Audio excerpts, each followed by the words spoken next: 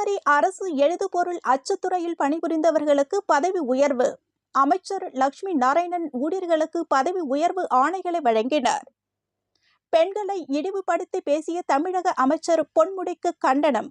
புதுச்சேரியில் அதிமுகவினர் கண்டன ஆர்ப்பாட்டத்தில் ஈடுபட்டதால் பரபரப்பு. பொதுமக்களுக்கு பாதிப்பை ஏற்படுத்தி வந்த புதுவை வேலைவாய்ப்பு அலுவலகம் எதிரே இருந்த இலவம் பஞ்சு மரம் சட்டமன்ற உறுப்பினர் ஏகேடி ஆறுமுகம் தன் சொந்த முயற்சியில் அகற்றும் பணியில் ஈடுபட்டார். புதுவை மாநில காங்கிரஸ் சிறுபான்மை அணி சார்பில் அண்ணா சிலை அருகே கண்டன ஆர்ப்பாட்டம். மத்திய பாஜக அரசு கொண்டு வந்துள்ள வக்பு சட்ட திருத்த மசோதாவை திரும்ப பெற கோரிக்கை. பெரிய காலாப்பட்டு பாலமுருகன் கோவில் பங்குனி உத்திர தேரோட்டம். ஆயிரக்கணக்கான பக்தர்கள் கலந்து கொண்டு சுவாமி தரிசனம்.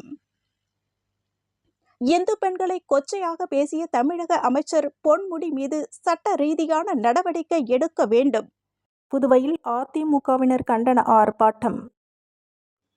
மறைந்த மூத்த காங்கிரஸ் தலைவரும் புதுவை முன்னாள் துணைநிலை ஆளுநர் தமிழிசை சவுந்தரராஜனின் தந்தையுமான குமரி அனந்தன் மறைவையொட்டி அவரது திருவுருவ படத்திற்கு அமைச்சர் நமச்சிவாயம் மலர் தூவி மரியாதை செலுத்தினார்.